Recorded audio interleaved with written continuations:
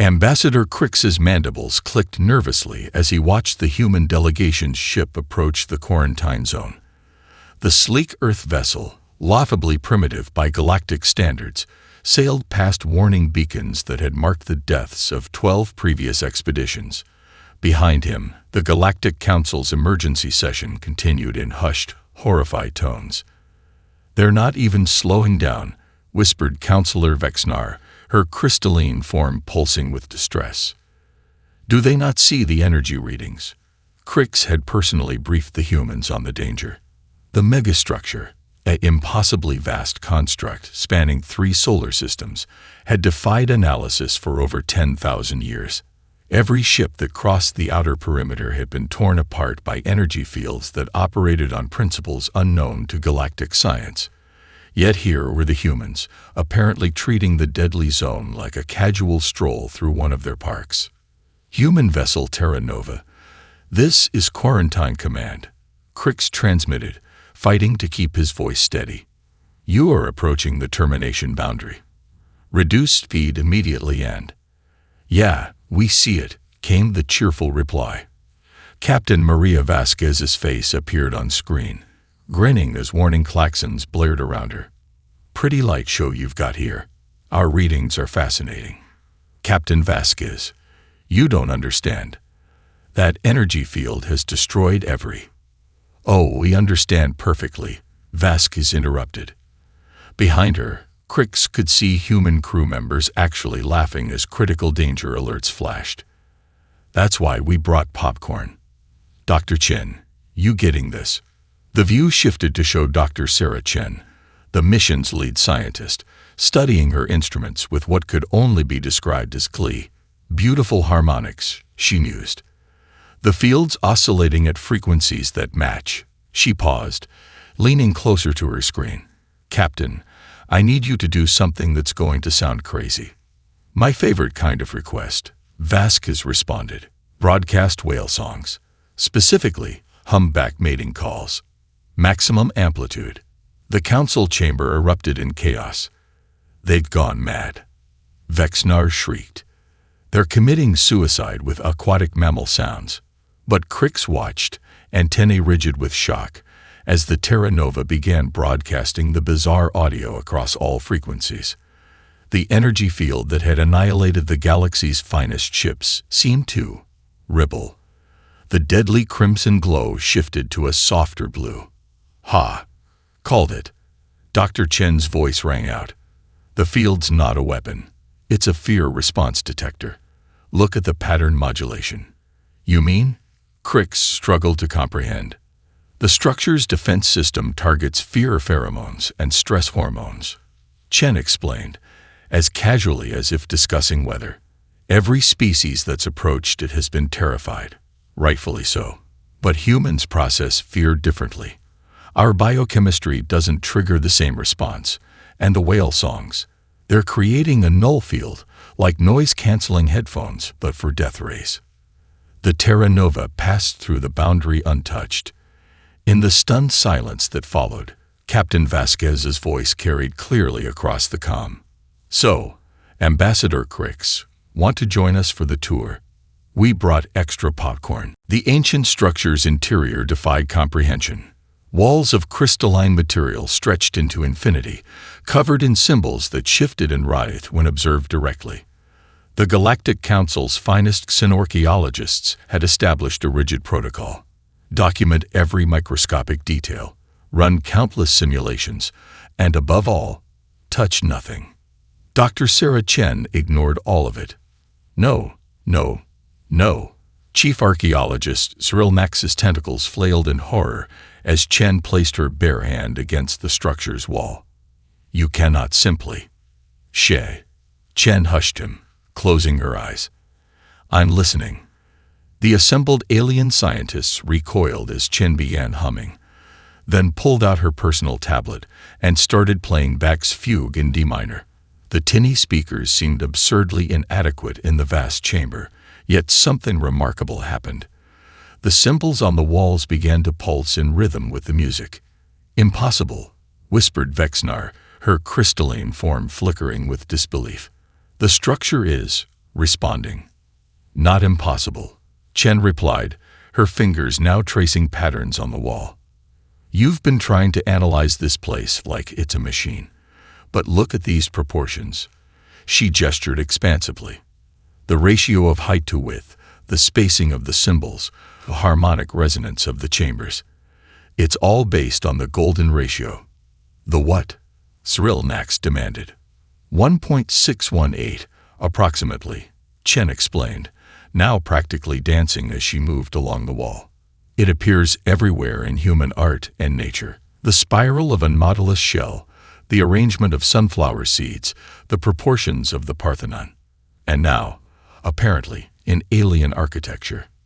She switched the music to Mozart's Symphony No. 40, and the symbols rearranged themselves into new patterns. The alien scientists watched in stunned silence as millennia-old glyphs revealed themselves, glowing with inner light. This is preposterous, Counselor Vexnar protested. You're telling us that these ancient builders, whose technology surpasses our own, designed their greatest achievement around aesthetic principles. Not just aesthetic, Chen corrected, pulling up a holographic display. Mathematical, musical, universal. The same patterns that govern spiral galaxies also govern Baksh compositions. The builders weren't just engineers, they were artists. Ambassador Crix stepped forward cautiously. But why would such advanced beings encode their knowledge in music? Chen's eyes sparkled. Because music is math you can feel. Every culture, every species, has some form of it. Maybe the builders knew that true understanding requires both logic and emotion. As if to prove her point, she began playing Beethoven's Moonlight Sonata. The entire chamber resonated, and suddenly, vast sections of the wall became transparent, revealing intricate machinery beyond. Machinery that pulsed in perfect time with the music. Holy shit, breathed Captain Vasquez, who had been watching quietly. It's not just responding to music. The whole structure is music. It's a galaxy-sized instrument. Cyrilnax's tentacles drooped in defeat. Centuries of careful study, and you solve it by playing human compositions at it. Chen grinned, switching to a jazz improvisation. The symbols swirled into new configurations, revealing what appeared to be star charts. Sometimes, Chief Archaeologist, you just have to jazz it up. The research station's recreation lounge had become an unlikely battleground. Lead engineer Marcus Rodriguez stood surrounded by empty drinking glasses, each filled to different levels with colored liquids. The alien scientists watched with a mixture of fascination and disdain as he arranged them in precise patterns on the bar. This is absurd, senior physicist Kelthor declared, his iridescent scales flashing with irritation. We have the most advanced quantum modeling systems in the galaxy, and you're playing with beverage containers. Rodriguez smiled, tapping a glass with a spoon. The clear, pure note rang out. Sometimes, Dr. Kelthor, the simplest demonstration is the most effective. He began tapping different glasses in sequence, creating a haunting melody that seemed to hang in the air. Watch closely, he said, connecting thin fiber optic cables from his engineering kit to each glass. The structure out there, it's not just an instrument, it's a cosmic tuning fork. Each section resonates at specific frequencies, creating standing waves across space-time itself. He pulled out a small power cell and connected it to his improvised apparatus. The glasses began to glow, their contents swirling with impossible colors. You're going to damage the station, Vexnar warned, backing away as the glasses started to vibrate. Nah, Rodriguez replied casually. I've calculated the resonance patterns. Probably. The probably sent several aliens diving for cover. Rodriguez activated his device. The glasses sang in harmony, and suddenly, holographic projections erupted from each one. Miniature versions of the megastructure sections, perfectly scaled and interconnected. Holy mother off, Captain Vasquez started, as the bar itself began to shake. See these wave patterns. Rodriguez pointed to the rippling energy flows between the holographic structures. The builders created a galaxy-spanning resonance chamber, but it's not meant to be activated all at once. It's like, imagine a pipe organ the size of 3 solar systems. The demonstration grew more intense. Glasses shattered, replaced instantly by hard-like constructs.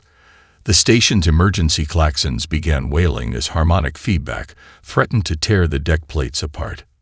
"Shut it down," Crix shouted over the noise. "Can't," Rodriguez yelled back, grinning maniacally. "We need to complete the sequence, or the standing waves will." A glass exploded, sending shards everywhere. The alien scientists fled in panic, but Rodriguez stood his ground, frantically adjusting frequencies. There, he made a final adjustment, and instead of destruction, the chaos suddenly transformed into perfect order. The entire bar resonated with a deep, profound harmony that seemed to vibrate in their very bones. In the sudden calm, the holographic displays showed the megastructure's true configuration, a 3-dimensional map of interconnected resonance chambers, each one precisely tuned to specific universal constants. By the ancient codes, Zrilnax whispered, tentacles trembling. It's beautiful." Rodriguez wiped sweat from his brow, surveying the wreckage of the bar with satisfaction. "And that, gentle beings, is why the structure can't be activated incrementally. It's all or nothing. One cosmic symphony, perfectly tuned, or catastrophic dissonance." Ambassador Crix stared at the human engineer. "You risked destroying the station to prove a point." Rodriguez shrugged. "Worked, didn't it? Besides, I was at least 60% sure we'd survive." The activation chamber thrummed with potential energy as the human team prepared for the first real test. Ambassador Crix's compound eyes reflected the swirling displays showing nearby inhabited systems, billions of lives within range of whatever forces they were about to unleash. "Energy level stable," Dr. Chen reported, her fingers dancing across holographic controls. "We're ready to initialize the first harmonic sequence." Lieutenant Jake Morrison, the team's military historian, frowned at his tactical display. "Something's bothering me about these defense patterns," he muttered, more to himself than anyone else. "Commence activation," Captain Vasquez ordered. Chen triggered the sequence. The chamber filled with a deep, resonant tone that seemed to come from everywhere and nowhere. For a moment, everything appeared perfect, until the tone shifted, becoming discordant, aggressive. "Energy spike," Rodriguez shouted. "The structure's defense systems are coming online." Across the holographic displays, crimson warnings blazed. Massive energy weapons, dormant for millennia, swiveled toward inhabited worlds. The harmonic tone transformed into a countdown, a death knell for 3 civilizations. "Shut it down," Crix screamed, his mandibles clacking in terror. "Can't." Chen's voice cracked with strain. "The system's locked us out. It's running a purge protocol." Morrison's eyes widened with sudden recognition. "Wait, I know this pattern." He sprinted to Chen's station, shoving past panicking aliens. The countdown, the weapon deployment. It's exactly like ancient siege warfare tactics from Earth. "We have less than 2 minutes before firing sequence completes," Vasquez announced grimly. "Listen to the rhythm," Morrison insisted. "Ta-ta-ta-tum. It's not just a countdown. It's a challenge. The system wants a countersign." "A countersign," Vexnar wailed. "From a civilization dead for millions of years." Morrison's mind raced. "No, something universal. Something that matches the pattern but transforms it from threat to." His eyes lit up. "Chen, play Beethoven's Fifth Symphony. Now." "The Fifth. But that's..." "Just do it." With seconds to spare, Chen patched her personal music library into the structure's systems. The opening notes of Beethoven's Fifth, those famous 4 notes that coincidentally matched the countdown pattern, blasted through the activation chamber. The effect was instantaneous. The aggressive red displays shifted to calm blue. The weapon systems powered down. The deadly harmony transformed into something almost welcoming. Defense protocol suspended.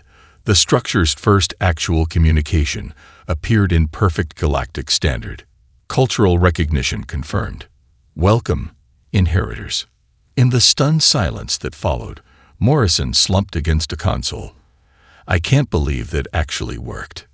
You just saved 3 star systems with classical music, Vask said, shaking her head in amazement. Crix's translator struggled with his next words. How? How did you know? Morrison grinned weakly. The pattern was too familiar. Beethoven's Fifth was actually inspired by fate knocking at the door. The builders must have recognized that some patterns, like challenge and response, threat and resolution, are truly universal. They built their security system around a cosmic call and response. As the team watched, a massive gateway iris opened in the structure's core, revealing chambers that had been sealed since before humanity existed. Well, Rodriguez said, peering into the glowing depths, shall we see what other songs they left for us? The inner chamber was a mathematician's fever dream. Equations flowed across surfaces like living things, constantly rewriting themselves in patterns that defied conventional physics. Every alien computer brought in to analyze them crashed within seconds, their processors overwhelmed by recursive loops of impossible calculations.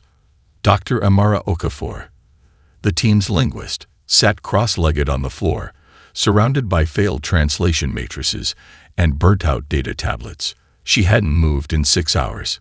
It's useless, Zrilnax declared, his tentacles drooping in defeat. These equations violate fundamental laws of mathematics. They're not just complex. They're paradoxical. Maybe that's the point, Okafor murmured, her eyes never leaving the flowing symbols. What do you mean? Ambassador Crix asked. Okafor stood suddenly, her joints cracking. We're approaching this wrong. Look at how these equations move. They're not just calculating. They're performing. She walked to a wall where a particularly dense cluster of symbols swirled. This sequence here. It starts like a quadratic formula, but then veers into what looks like narrative structure. Rising action, climax, denouement. You're suggesting these advanced beings communicated through stories. Vexnar's tone dripped skepticism. Not stories, mathematical metaphors. Okafor's excitement grew. Look at this section. If you treat it like pure math, it's gibberish. But if you read it like poetry, with mathematical operations as emotional beats, she began tracing the symbols with her finger, narrating. X approaches infinity like a hero journeying toward the unknown. The derivative represents change, growth, transformation. And here, she pointed to a swirling vortex of equations. The integral brings everything together, showing how small changes accumulate into profound truth. The equations responded to her interpretation, reorganizing themselves into clearer patterns. It's like the builders knew that pure logic has limits, she continued. They encoded their deepest knowledge in a language that requires both calculation and interpretation. You need to feel the math, not just compute it. Captain Vasquez stepped closer. So what's it saying? Okafor's expression turned grave. It's a warning. And instructions. There's something vast, multi-dimensional. It exists in the spaces between ordered reality. The builders called it the Logic Eater, an entity that feeds on structured thought, on predictability itself. The chamber grew cold as she continued translating. The megastructure network isn't just a transportation system. It's a cage. The builders used harmonic resonance to create zones of controlled chaos, regions where pure logic breaks down, where creativity and randomness reign. It's the only thing that can contain the entity. And they needed inheritors who could understand both math and metaphor, Rodriguez realized. Species that could maintain the chaos barriers. Okafor nodded. They're saying the entity is stirring. The cage needs reinforcement. And only minds capable of illogical leaps, of finding meaning in paradox can. A tremor ran through the structure. On the walls, the equations began flowing faster, more urgently. It knows we're here, Okafor whispered. It's testing the barriers. As if in response, every AI system in the chamber simultaneously flatlined, their logic circuits overloaded by something that defied computation itself. Reality wavered at the edges of perception as the logic eater pressed against its ancient prison. Council warships converged on the megastructure, their advanced AIs calculating optimal firing solutions with merciless precision.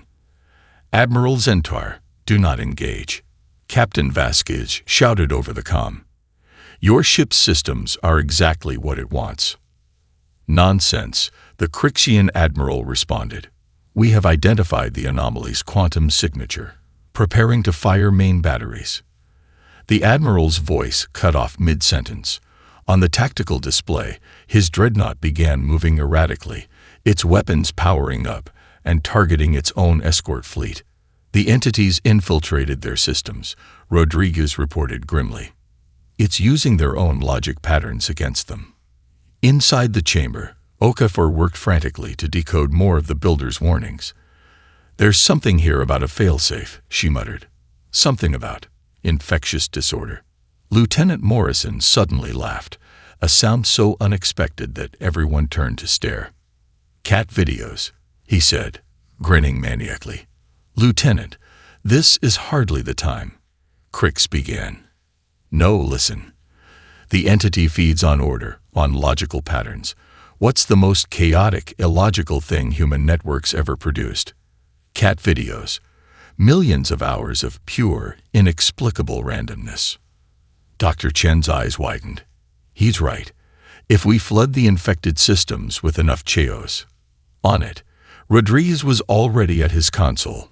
I'm accessing Earth's archived internet. 21st century, peak cat video era. The human team worked with desperate speed, uploading terabytes of cats falling off furniture, playing with boxes, and inexplicably afraid of cucumbers. They patched the feed directly into the compromised Crixian systems. The effect was immediate and bizarre. The dreadnought's movements became even more erratic, but its weapons powered down. On the comm channels, the sound of confused AI systems trying to process why cats were afraid of cucumbers mixed with mechanical screeching. It's working, Vasquez exclaimed. The entity can't handle the illogical input. The logic eater recoiled, its grip on the ship's systems weakening. As it retreated, more of the builder's messages became clear. Oh my God, Okafor breathed, reading the newly revealed text. The builders, they were like us. They evolved as artists and dreamers first, scientists second. That's why they could trap the entity. They understood that reality needs both order and chaos. The chamber filled with new holographic displays showing the builder's civilization. Beings of light and sound who danced their mathematics and sang their physics into existence. They're saying the entity came from a universe of pure logic. Okafor continued. It consumed entire galaxies of orderly civilizations. The builders stopped it by being fundamentally unpredictable.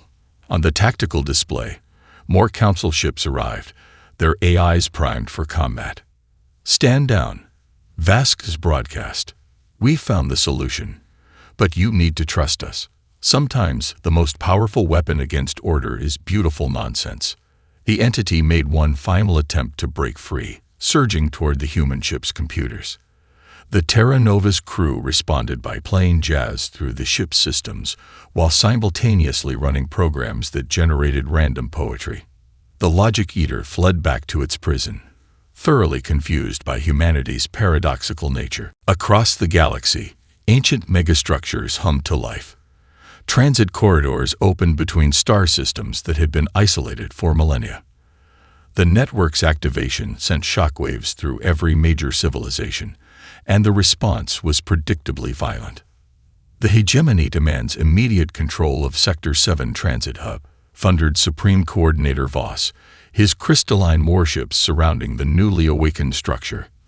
The consortium claims priority rights to all network access, countered Director Thaxil, her fleet's weapons hot. Ambassador Crix watched helplessly as political tensions threatened to erupt into galactic war. They don't understand what they're dealing with, he muttered. No, Captain Vasquez agreed, studying the tactical displays. But the network does. As if responding to her words, every megastructure simultaneously locked down. Transit corridors closed. Defensive systems activated. The galaxy's most powerful fleets found themselves facing weapons that made their technology look primitive. Only the human ships remained unaffected. Network control to all vessels. Vasquez broadcast. The system has made its choice. Stand down immediately.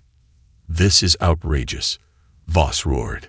Humanity cannot claim ownership off. We're not claiming ownership. Rodriguez interrupted, patching into the comm system. We're explaining reality. The network responds to species capable of balancing logic and chaos. Right now, that's us. Dr. Chen activated a holographic display visible to all fleets. The builders left instructions. The network requires operators who can think paradoxically, who can find patterns in chaos and create chaos from patterns. It's not about technology. It's about cognitive flexibility. To demonstrate, Chen played a complex jazz improvisation while simultaneously solving quantum equations. The nearest megastructure responded by opening a single transit corridor directly to Earth. The network isn't choosing humanity because we're special, Okafor explained, her voice carrying across all channels. It's choosing us because we're balanced. We create art and science with equal passion. We find humor in tragedy and meaning in absurdity. Lieutenant Morrison added, we're offering to teach this balance. Any species can learn to operate the network, but first, you need to embrace both order and chaos. The standoff continued for hours. Some fleets attempted to force their way through, only to find their logical attack patterns easily countered by the network's chaotic defenses. Others tried negotiation, but their rigid diplomatic protocols failed against systems that required creative thinking. Finally, Crix stepped forward. The Crixian people request instruction. One by one, other species followed suit. The hegemony asked for lessons in improvisational music. The consortium requested tutorials in abstract art. Even the logic-obsessed Pytharians admitted they needed help understanding human humor. And so, Vasquez mused, watching alien diplomats attempt their first finger-painting session. We become the galaxy's art teachers. The network responded to each species' efforts, gradually opening corridors as they demonstrated growing cognitive flexibility. A hegemony crystal ship successfully activated a transit gate by having its crew perform interpretive dance while calculating hyperspace trajectories. Rodriguez grinned as he watched the scene unfold. Who knew the key to galactic peace was teaching aliens to appreciate both Shakespeare and slapstick? 6 months later, the galaxy had transformed beyond recognition. Transit Hub Alpha, formerly the dead center of the megastructure, now bustled with activity. Human operators worked alongside alien apprentices, teaching them the delicate art of balancing logic with creativity. Ambassador Crix watched a young Crixian child manipulate holographic equations while humming a human lullaby. The mathematical formulae danced and swirled, forming patterns that would have been impossible through pure calculation alone. Progress report, Captain Vasquez said, joining him at the observation deck. Crix's mandibles curved in what humans had learned to recognize as a smile. Remarkable. Young Crixtel just opened her first transit corridor by combining fractal mathematics with, I believe she called it finger painting. Across the hub, similar scenes played out. A Pytharian mathematician created beautiful chaos by introducing jazz rhythms into quantum calculations. A hegemony warrior scientist discovered that battle strategies became more effective when approached like choreographing a dance. The entity, Crix asked quietly. Vasquez nodded toward a containment display. Still secure. Actually, it seems calmer. Dr. Okafor thinks it's becoming confused by all the creative mathematics happening around it. Like we're teaching it to appreciate chaos. Rodriguez approached, grinning. You'll love this. The consortium just submitted their first piece of network-inspired art.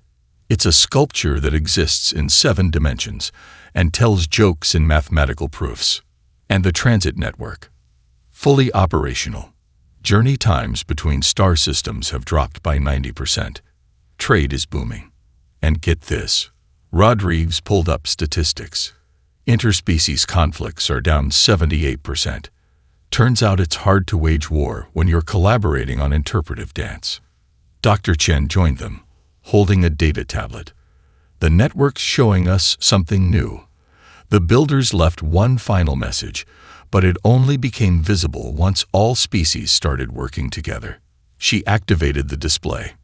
Mathematical poetry flowed across the screen, telling the story of the builder's own journey from pure logic to balanced existence. They're saying the logic eater wasn't always a monster, Okafor translated, appearing beside them. It was once like us, a civilization that forgot the importance of creativity. They became so ordered, so logical that they transcended physical form but lost their souls in the process. The message concluded with a warning and a hope that the new guardians, all species working together, could perhaps one day teach the entity to rediscover its lost creativity. So that's our real job, Morrison mused.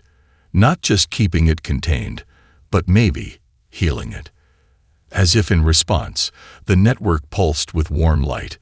Throughout the galaxy, beings of all species paused in their activities as they felt a moment of perfect harmony, order and chaos in perfect balance. On Earth, in art schools and physics laboratories, in concert halls and research stations, humans smiled.